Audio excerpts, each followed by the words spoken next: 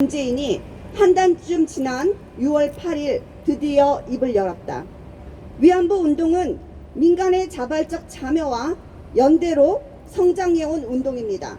피해자 할머니들은 스스로 여성 인권 운동가가 되어 세계 곳곳에 전시 성폭력 피해자들과 손을 잡았습니다. 시민사회의 많은 활동가들이 연대했고 시민들도 다같이 힘을 보탰습니다. 어린 학생들까지도 수요 집회에 참여했고 위안부 문제를 숨겨진 과거로 만들지 않기 위해 노력했습니다. 나는 대통령의 이 말을 들으며 위안부 문제가 해결되기는커녕 점점 더 난막처럼 꼬일 수밖에 없음을 직감했다. 한일 관계를 파탄지경으로 몰아넣고 있는 위안부 문제에 대한 대통령의 인식이 위안부 실체를 왜곡했을 뿐만 아니라 법치를 부정하고 국제의 약속조차 무시하였기 때문이다. 대통령은 구 위안부 피해자 할머니라고 하였으나 위안부에 대한 1차 가해자는 자식을 몇 푼 돈에 팔아넘긴 부모와 그 가족들이다. 그들은 귀한 딸 자식을 소개업자나 포주에게 넘기면서 일정 기간 봉사할 노동의 대가를 전차금이라는 명목으로 받아 챙기고 계약서에 도장을 찍고 인감증명서까지 넘겼다. 그들이 받은 전차금은 팔려간 여인들이 계약 기간 동안 갚아야 할 빚이자 다 갚을 때까지 올마매는 족쇄였다. 돈이 아니었다면 그 여인들이 윤락가로 빠지고 위안부로 가겠는가? 부모가 직접 계약서에 날인하고 인간증명서를 넘기며 자식 등을 떠밀었는데 거기서 일본군이 왜 나오고 가미카제 공군 부대가 왜 나오는가? 듣고 있는 일본군 후손들은 얼마나 억울할 것이며 자기 나라를 위해 산화한 가미카제 용사들의 후손들은 또 얼마나 깊은 모독감을 느끼겠는가? 입장 바꿔놓고 생각해보라. 대통령은 또 그들을 스스로 여성 인권 운동가가 되어 세계 곳곳에 전시 성폭력 피해자들과 손을 잡았다고 하였다. 하지만 전쟁 범죄는 국제 분쟁이나 무력 충돌 지역에서 적대국의 여성을 납치, 강간, 살해하는 등의 행위를 말한다. 당시 조선과 일본은 상호 무력 충돌 국가가 아닌데다 조선 여인은 일본 국민이었다. 더구나 위안소는 점령지 여인에 대한 강간과 같은 전쟁 범죄 방지를 위해 운영된 합법적 매춘 공간으로 위안부는 이곳에서 규정된 요금을 받고 성적 서비스를 제공한 여인들이었다. 그들이 전시 성폭력의 피해자들과 무슨 상관이 있단 말인가?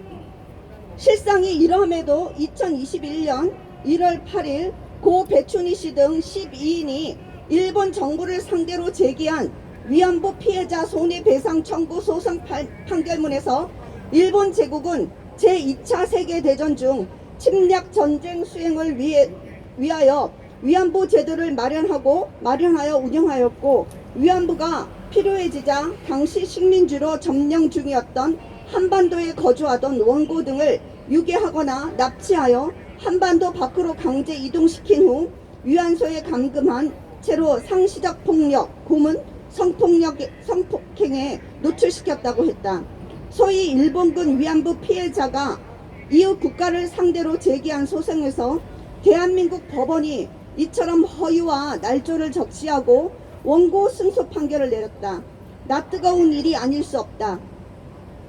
대통령은 또 시민사회의 많은 활동가들이 연대했고 시민들도 다같이 힘을 보탰습니다.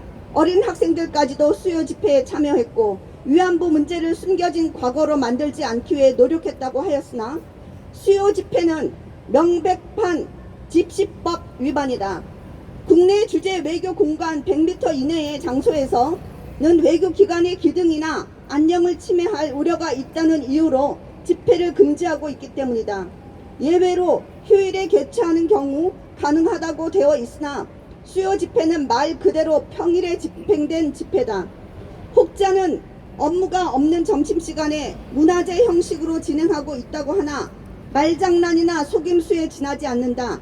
점심시간 1시간 이내에 시작하고 끝낸 적이 단 한 번도 있었는가?